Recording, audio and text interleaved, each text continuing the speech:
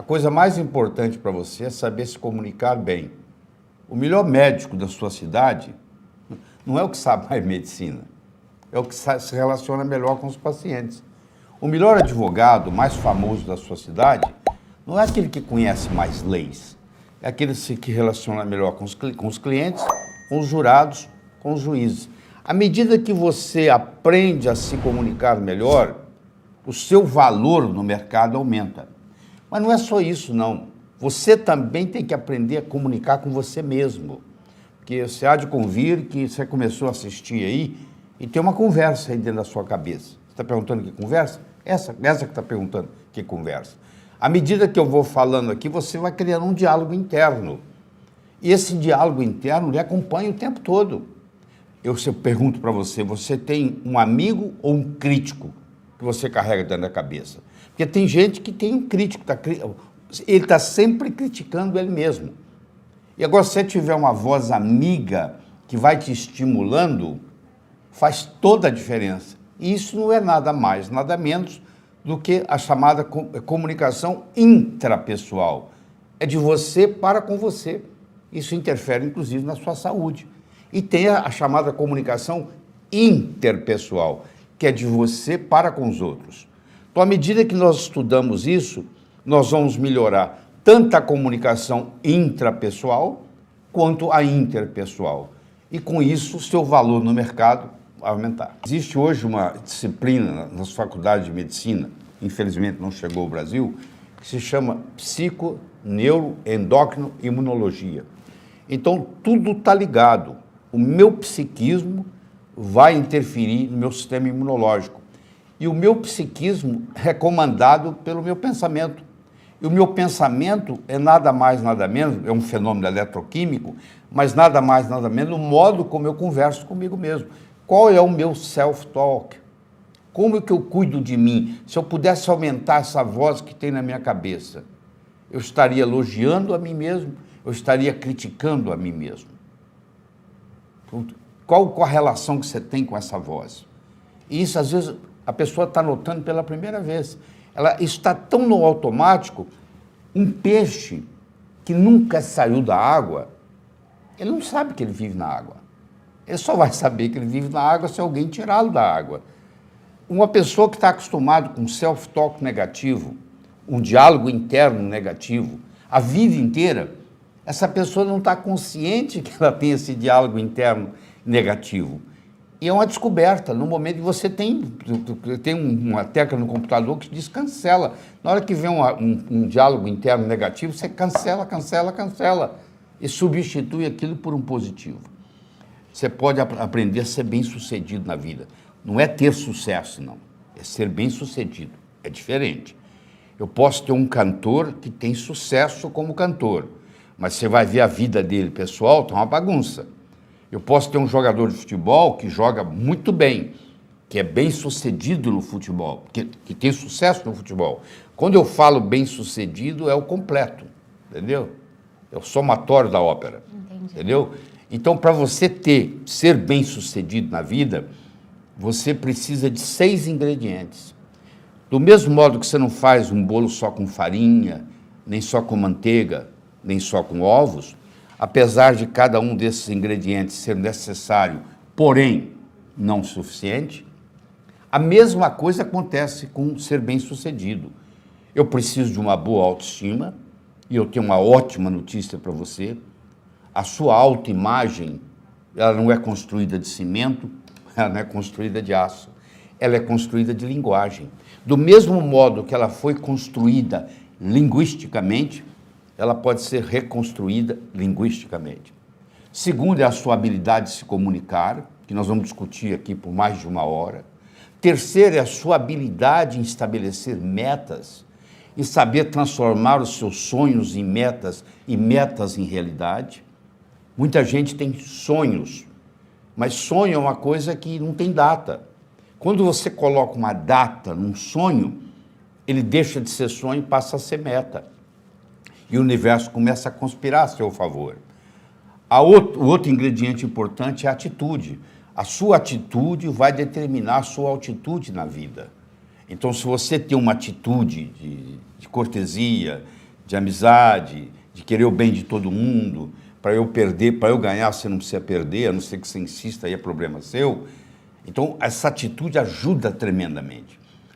A dedicação ao trabalho, o único lugar que eu conheço que sucesso vem antes do trabalho é no dicionário. Sucesso você conhece, trabalha com T. Mas, por outro lado, trabalhar só também não resolve. O operário de fábrica trabalha a vida inteira, aposenta com salário mínimo, levanta cedo, leva a comida numa marmita, né? Só trabalhar também não interessa. E o último ingrediente, que às vezes a pessoa tem dificuldade em entender, é você ter ambição. Ambição no bom sentido. É o que o japonês chama de Kaizen, melhora contínua. Hoje melhor do que ontem, amanhã melhor do que hoje.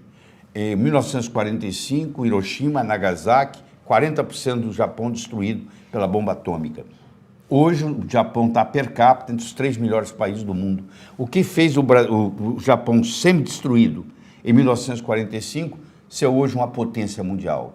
Uma palavra, K-A-I-Z-E-N, Kaizen, melhora contínua. Então, a ambição que eu digo aqui é uma ambição saudável, é uma ambição de fazer o hoje melhor do que ontem, o amanhã melhor do que hoje. Isso você vai passo a passo construindo. Quando você coloca esses 6 ingredientes da receita e você dá uma pitadinha do que diferencia o profissional do amador, que é paciência e persistência, o amanhecer só vem depois da noite toda ter passado, esse sucesso imediato da noite para o dia não existe, isso é uma ilusão. Então, se eu faço uma plantação hoje, planto uma semente, amanhã não virou plantinha, ela está germinando, mas eu tenho que dar tempo ao tempo. Roma não foi construída em um dia.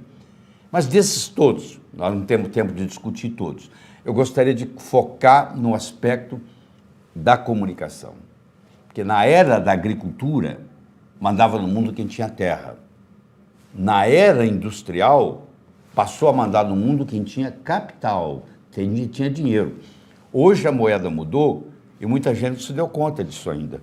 A moeda hoje chama-se informação. Você é rico ou você é pobre em informação. Só que informação tem 2 características interessantes. Primeiro, é um produto altamente perecível. Ninguém está interessado em notícia de ontem. Já ficou velho. E segundo, a informação só tem valor quando ela passa de um cérebro para outro. Qual o valor de uma moeda de ouro no fundo do Oceano Atlântico, onde ninguém consegue chegar lá? Não tem valor nenhum. Ela só vai ter valor quando ela estiver na mão de alguém. A informação só tem valor quando ela passa de um cérebro para outro. Não adianta o conhecimento que eu tenho aqui. É o quanto desse conhecimento que eu posso passar para você nesse período que nós estamos juntos. Eu sou capaz de fazer isso se eu fizer o uso adequado do processo de comunicação. Inteligência é a capacidade em fazer distinções. Se você é capaz de fazer distinção mais do que eu num certo território, nesse território você é mais inteligente que eu. A boa notícia que eu tenho para você é que ninguém vai num berçário e diz assim, aquele ali vai ser bom comunicador, aquele não vai, aquele vai. A comunicação é uma coisa que você desenvolve com o passar da vida. Agora, se você nunca se interessou por isso, você vai estagnar. E hoje é um dia de despertar, você vai começar a escutar isso aqui, daqui um pouquinho eu vou começar a te dar orientação de livros, que você vai poder procurar, e de repente você vai explorar uma nova área. Porque você vai ver que a pessoa, que ganha, o político que ganha eleição, ele comunica melhor, por isso que ganhou a eleição, entendeu? O médico que tem mais clientes é porque ele se comunica melhor, o advogado, mesma coisa. Então você vai vendo que o que faz a diferenciação, a diferença que faz a diferença é você ser ou não um bom comunicador. E isso pode ser aprendido. Existem alguns fatores, alguns pilares básicos da comunicação que, como a maioria não sabe, se você consegue fazer distinção desses pilares, você já está na frente dos outros, entendeu? A diferença fica muito rápida. Então, em pouco tempo, você nota uma diferença. Por exemplo, vão 15 pessoas para uma entrevista de emprego, só tem uma vaga. Quem é que vai ganhar? Quem é que vai ser contratado? A pessoa que soubesse se comunicar melhor. Mais ou menos eles têm os meus currículos, etc. e tal. Onde é que está o diferencial? O diferencial está na habilidade de se comunicar. E a pessoa pode aprender isso e ir lá e fazer. Então a pessoa tem que aprender a ter ação. E a maioria, infelizmente, não tem. Ela fica planejando, planejando, planejando, planejando, e ela está esperando o medo passar. Então eu digo assim, quer ver? Você imagine que você subiu num trampolim muito alto e lá de cima você olha lá embaixo a piscina. E você vai pular, aí você olha a altura, você fica com medo, dá um frio no estômago. Você dá uns passos para trás, parou o medo. Você volta, o medo volta. Ou você pula com medo ou você não pula. Tá? Coragem não é pular sem medo. Coragem é pular apesar do medo. O soldado que vai na guerra e não tem medo nenhum, ele não é corajoso. Corajoso é aquele que está com medo e vai. Então, na vida é a mesma coisa. Tem muita gente, talvez você possa ser um deles, que está esperando o medo passar. O medo não vai passar. Cada vez o medo te domina mais. O segredo que você tem que aprender é pular com medo. Você leva o medo com você. Você entendeu? Você fala, vou pular, está lá embaixo a piscina, eu vou pular e vou levar o medo comigo. O que interessa é a idade que você tem aqui. Eu tenho 73 anos, me considero um garoto. Tudo é o modo como você pensa. E você tem dois tipos de idade. Você tem idade cronológica, que é a da certidão do seu nascimento. E você tem a idade biológica, que é a idade do desgaste do seu corpo. Você pode ter uma pessoa com 40 com corpo de 50, e você pode ter uma pessoa com 40 com corpo de 30. Isso vai depender da alimentação, do modo que você dorme, das preocupações que você tem. Tem gente que fica preocupado com a preocupação e vai desgastando o sistema imune. Então você tem que ver a parte física, a parte mental, a parte emocional e a parte espiritual. Gostaria de contar uma história. Era uma vez, no inferno, estava havendo uma crise de recessão. Lá também tem isso, tá? Estava faltando pecador, você acredita nisso? E aí a equipe de marketing do inferno se reuniu para discutir uma estratégia de marketing para fazer mais gente ir para o inferno. E o diabo-chefe liberou para o pessoal dar opinião. Aí um dos capetas lá levantou a mão e disse, eu sei como fazer isso. Como é? É muito simples, a gente faz assim, ó. A gente faz todo mundo na Terra gastar mais. Mas o que isso tem a ver com vir para o inferno? Ou ele vai gastar mais, para gastar mais tem que ganhar mais. Para ganhar mais tem que trabalhar mais. É trabalhar, ganhar, gastar, trabalhar, ganhar, gastar, trabalhar, ganhar, gastar, trabalhar, ganhar, gastar. A vida vai passar, eles não vão evoluir, vão terminar aqui no inferno. O diabo falou, boa ideia, eu quero saber mais.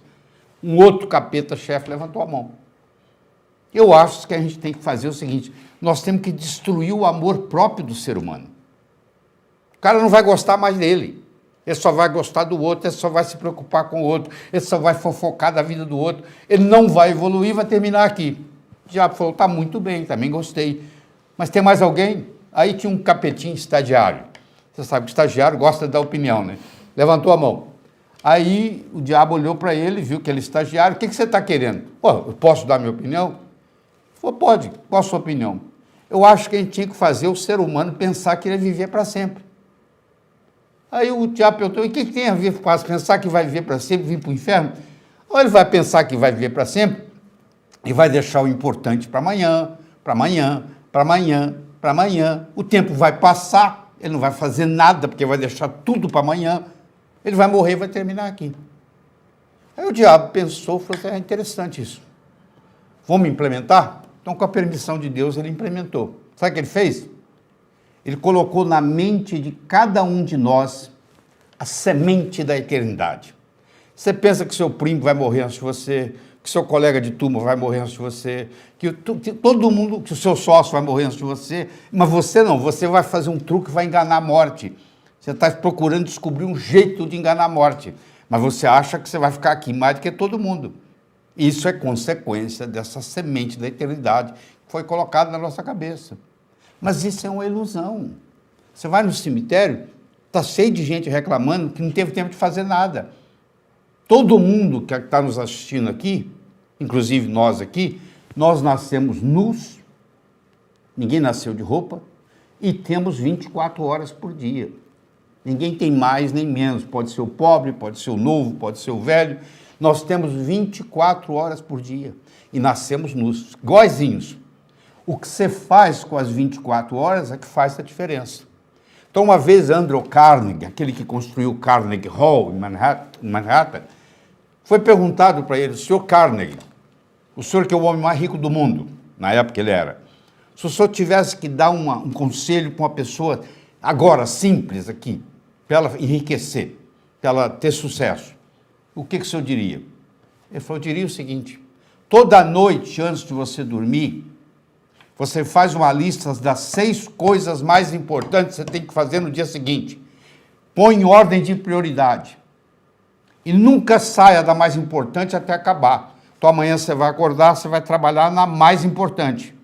Quando aquela acabar, você risca. Você vai trabalhar na mais importante. Quando acabar, você risca. Só isso.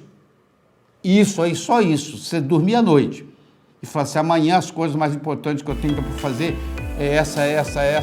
Vou começar pela mais importante. Porque sempre eu vou estar trabalhando a mais importante por dia. Isso faz toda a diferença.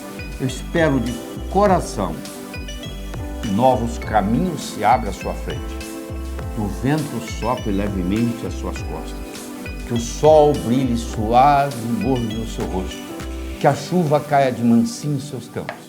E até que nos encontremos de novo. Que Deus lhe guarde na palma das suas mãos.